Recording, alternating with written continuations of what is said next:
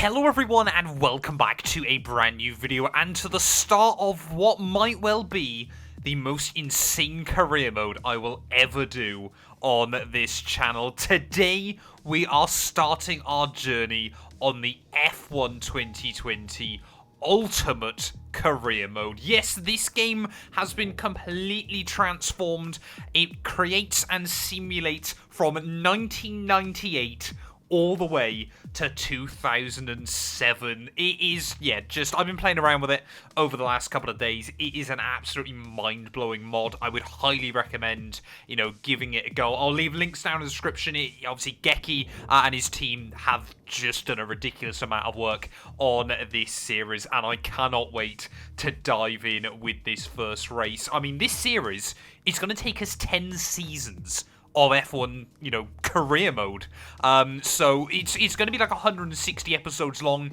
It's literally going to take me years to complete. So if that sounds good to you, please do make sure you leave a like, get yourself subscribed to the channel, of course. I've been wanting to try and do more classic career modes, learning more and more about the history of the sport, and I think this is going to be a fantastic way of doing so. Now, I did and ah about whether it'd be worth setting up our own team in this series, but I thought what would be better than actually living through a simulation of this time frame in Formula 1. So we're going to be kickstarting, like I said, back in 1998 with one of the teams from the 1998 season, and we're going to be trying to make our way through Formula 1. Maybe by the end of this we can win a World Championship or two.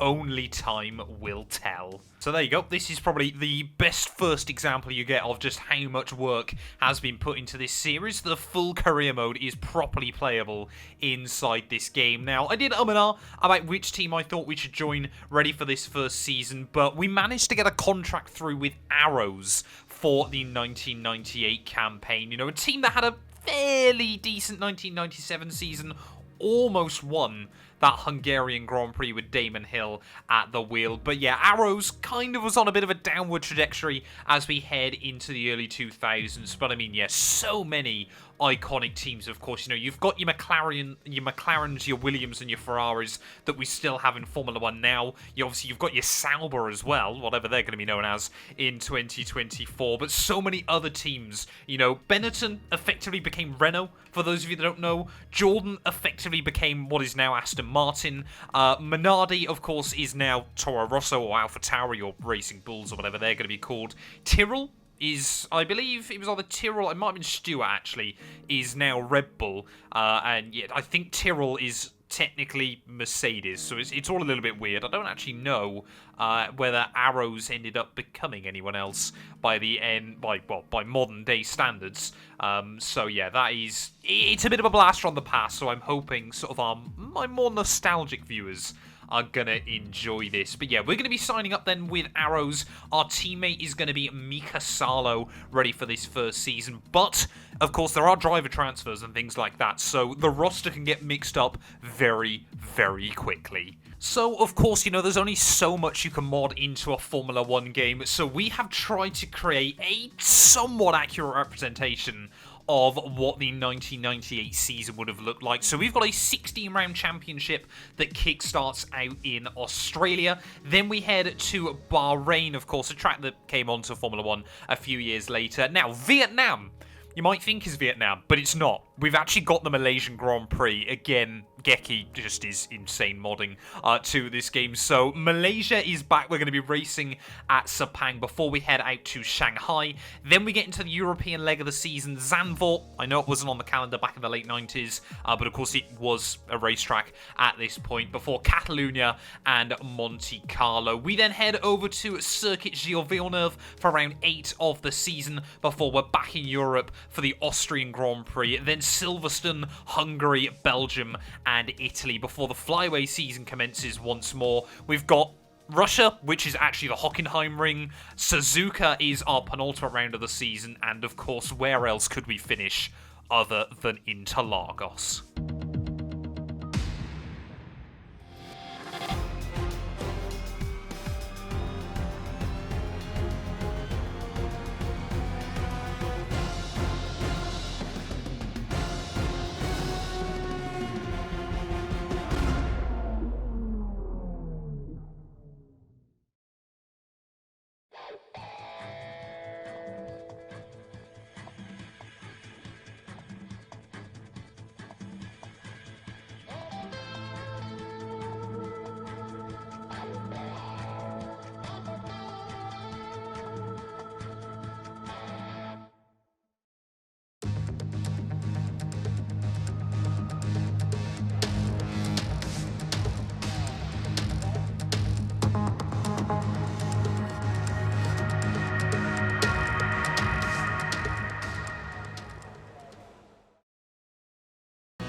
we are then, ready for qualifying here from Albert Park, Australia. The first time ever in our all-new Arrows car. Now, there are a few things to note as we move into qualifying that I've learned immediately about this mod. Number one, the cars are ridiculously difficult to drive, as in, they had grooved tyres back then, but no traction control in the late 90s. Combine that with V10 engines, they're a rather large handful. Number two, you can only do one-shot qualifying in these cars, otherwise the AI set F1 pace from the 2020 season, and even faster in some instances. And third and final, the damage model is brutal. There is no room for error on this game. If you hit a wall or another car, there's a very real possibility you're going to lose a wheel then. So, yeah, first couple of races I think are going to end up being a bit of a trial by fire. So we'll wait and see as to how we get on. I also don't know if the AI are going to be kind of really fast or, you know, fairly competent. I've tried to match the AI level to where I think I should roughly be, but I'm sure we're going to be tweaking it around over the course of this first season. As we make our way through the final couple of corners, though, feel like, you know, it hasn't been a perfect lap by any stretch, but hopefully it's not going to be the worst lap I ever do. As I say that, we'll go for a pirouette through the final corner. Dearie me. Now, I know as well, McLaren are ridiculously OP. As in, usually they'll take pole by over a second over anyone else. And people think F1 nowadays is boring, but yeah, they were that rapid back in 1998. Mika Hakkinen, of course, went on to claim his first world title, but how far were we away from our teammate? Well, no real surprise then. Mika Hakkinen taking pole position here in Albert Park ahead of David Coulthard there, and then almost a second away, Eddie Irvine in P3 there. Michael Schumacher down in 5th place. They're slower than his teammate and fellow German Heinz-Harald Frentzen. But you can see, yeah, looking further down the order then, Pedro Della Rosa setting a 116, in P16 even, on a 133.2 there. So I reckon we probably would have been around our teammates' time then. As I said, Arrows, Tyrrell, Minardi, we really were the backmarker cars this year. So we're going to have to try and create a bit of a miracle if we want to score points. Let's get into it though. Australian Grand Prix time. Months of rumour and speculation all come to an end today as we return to Melbourne for the opening race of what promises to be an enthralling season. Welcome along then to the Australian Grand Prix. Just south of Melbourne's downtown business centre is the one and only Albert Park circuit. 3.3 miles of public roads, closed for the weekend of course, make for a bumpy circuit with little undulation. There are 16 corners around the lake and a couple of good passing opportunities here as well, thanks in part to the DRS zones into turns 1, 3 and 13. Plenty to discuss then with Anthony Davidson. He's out of hibernation too, and alongside me in the commentary box once again. It's good to be back, Crofty. Let's hope for some good racing today. We can't know at this point how competitive these teams are relative to each other, but hopefully nobody is able to run and hide. We want to see these drivers pushing to the limit all the way to the checkered flag.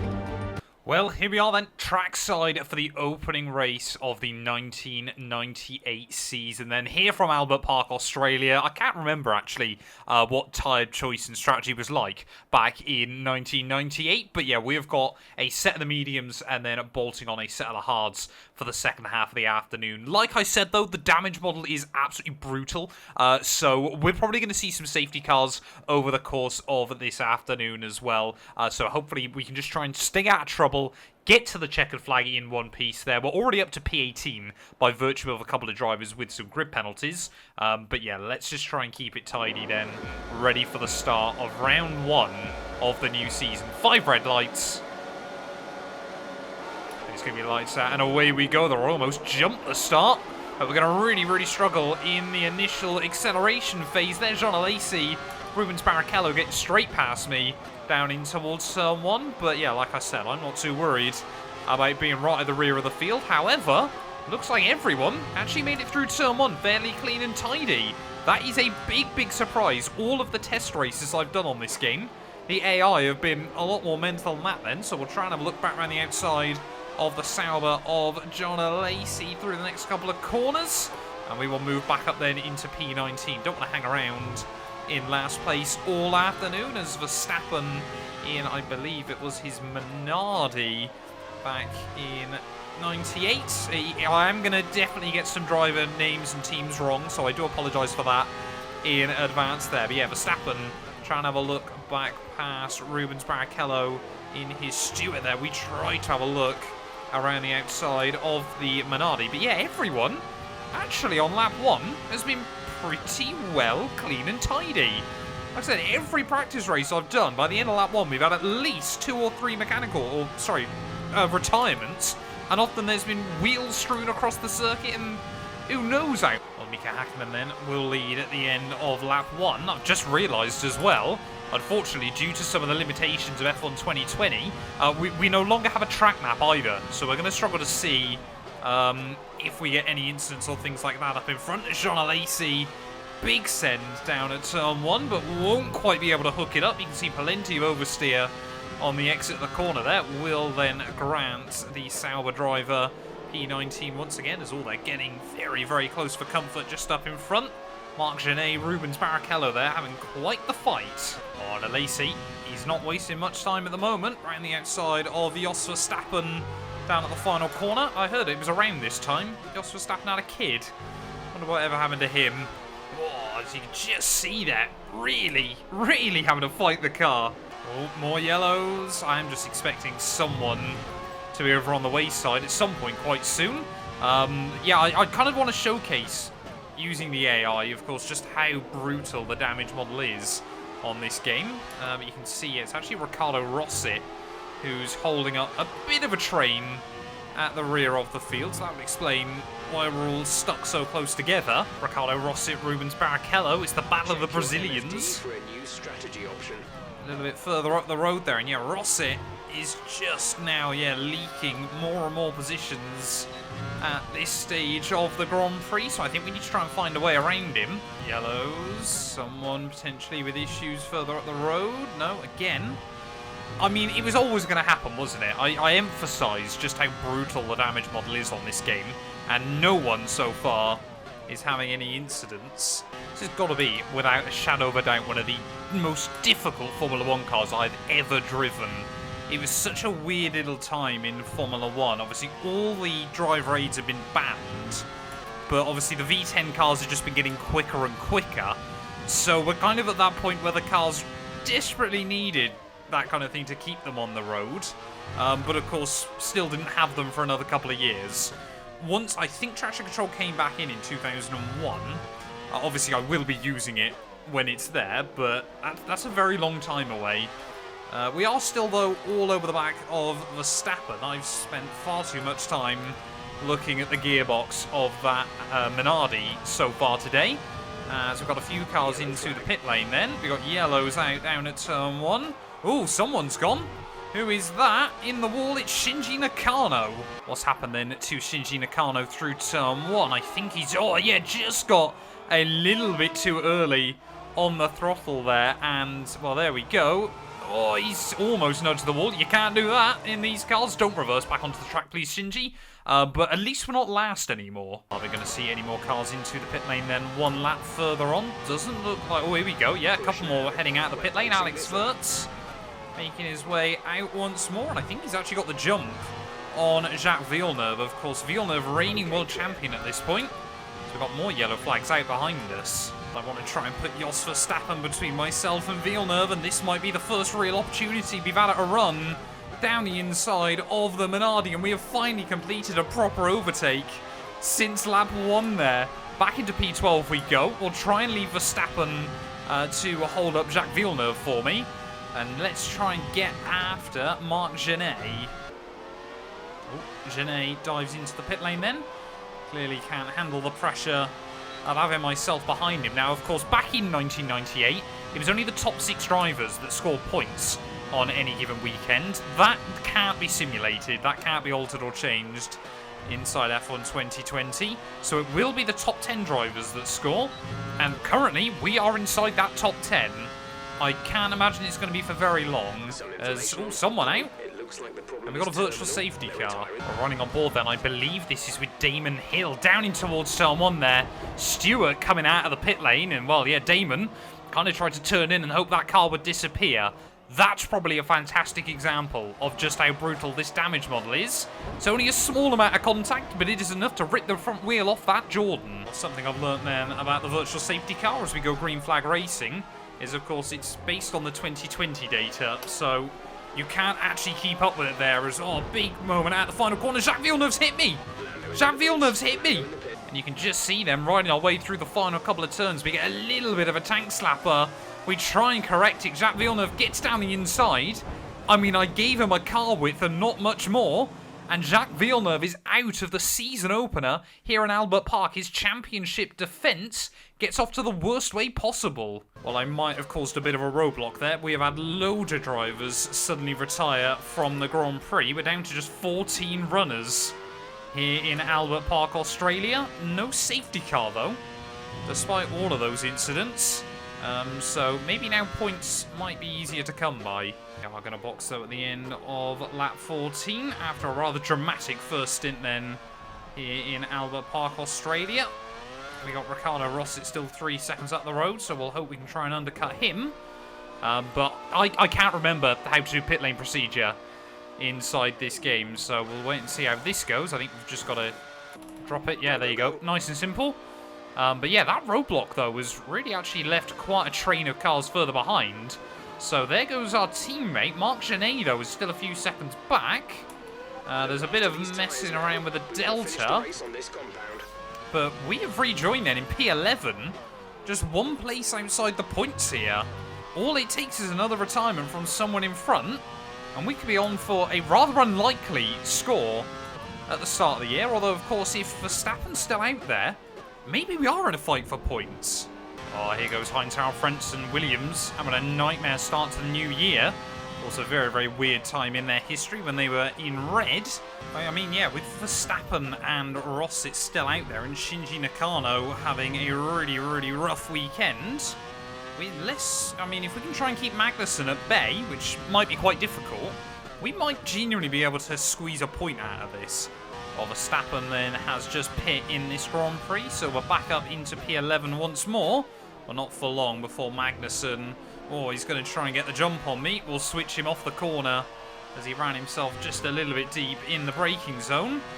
But yeah, Verstappen, though, is going to have slightly softer tyres to see him through to the checkered flag. Where is Ricardo Rossi? Oh, there is Rossi heading back out of the pit lane. So he's still in front of me by just a couple of seconds. But can we try and get to him before the end of this race, or will we see any other mechanical failures? Oh, a bit of a mistake at the final corner. That's going to leave us vulnerable. Magnussen again having a look to the inside as we start lap 19, and again just sails it off way too deep on the brakes there. Jan Magnussen really can't work it out. The virtual safety car is out. Reduce speed and maintain a positive delta. Johnny Herbert's gone. What's happened to Johnny Herbert? We are suddenly into the points. Johnny Herbert then trying to find a way around our teammate and just gets just a tiny bit of contact with him. And Herbert left wondering what could have been here in Australia. Yet another retirement, but it's promoted us up into 10th. Suddenly now then, if we can try and... Blue flag. Oh no, we got blue flags. No, just as we go green flag racing again. Mika Hakkinen has caught us up. We'll let him by on the front straight there and hope we can try and use him to find a way around Ricardo Rossi as well. But yeah, that McLaren absolutely flying here around Albert Park. We'll stay off the line. I mean, look at that straight line speed Mika Hakkinen has got at his disposal there. We go, Rossi lets him by as well, so we'll take a bit of time out of the Minardi. Come on, that gap now is under a second. Well, we got to again now let David Coulthard by. I believe, though, the McLaren should be the only ones we get lapped by. Michael Schumacher, I believe, is quite a way further behind. But actually, no, looks like Magnussen has let him by and potentially slow down Coulthard just a little bit. But I'm sure, yeah, he'll probably get the run on me out into this back straight, especially if I drive like that there. Come on, DC, get by me. Could we see him potentially win a world title in this alternate universe then? But also, I want to see him slow down Ricardo Rossi for me. Never thought I'd be asking for Ricardo Rossi to slow down. Here comes Magnussen again, though, back down in towards someone. Again, he'll have a look down the inside. This time around, though, we'll actually get the car slowed down, and we get just a moment of oversteer on the exit corner there. Magnussen back up into P10, but we've got another driver out. Who's out now? Are we back into the points?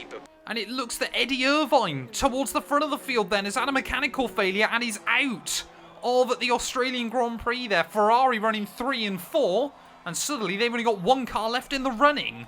There we go then. There is the stricken Ferrari of Eddie Irvine. In the next part of the track, no overtaking through the yellow flags. So once again, we are back inside the top 10 here in Albert Park, Australia. There's only 12 cars left running in this GP, so pretty much if you finish, you're all but guaranteed to score. Well, I apologise, it was actually Schumacher that retired from the Grand Prix there. Eddie Irvine now is going to go through and lap me with just a couple of laps to go of the afternoon. Yeah, Magnussen and Rossit, I would not be surprised if one of them doesn't see the flag. Oh, here we go, Magnussen, Rossit side by side back down into turn 1. Any contact, we know what it'll mean, but Rossit desperate to try and hang on for his first ever Formula 1 points here as they go side by side down in towards turn 3. Will we see anything happen between them? No, Magnussen, he's made it so far into the afternoon, battled back against so much adversity here. He knows not to take too big a risk. I mean, look how much these two are battling though. We're almost getting back in this fight with just over a lap to go here in Albert Park. There we go, Magnussen through. So Rossit will now slot back down into P9 then. But unless he can try and stay really close, could we get a look in? Oh, Rossit, big wobble out the final corner. That might leave him vulnerable on the run back down towards turn 1 here as we start the final lap of the Australian Grand Prix. It looks like it's going to be Mika Hakkinen from David Coulthard at the front of the field. But can we find a way through? Mika Hakkinen then will cross the line to win the season opener in Albert Park, Australia. Of course, took his first ever victory in the season finale of 97 back at Jerez, but we are still all over the back of Ricardo Rossit there, but that little moment of oversteer might be enough to keep the Brazilian in the points on his debut here. It's just going to be, I believe, Verstappen and Shinji Nakano that don't score points, but out of the final corner, Rossit again gets another huge moment, and had we been a little bit closer, we might have done it, but it is points on debut. Anthony, tell me, what was it that helped them achieve this success? Well, this was a real team victory. They put together a solid strategy today that appeared well suited to the conditions out on track. The driver did everything that was expected of them in the moment to really execute the team's plan to perfection. A shining example of how F1 really is a team sport. Mercedes are on top form once again after an excellent race weekend. It's great to see them up on that podium once again.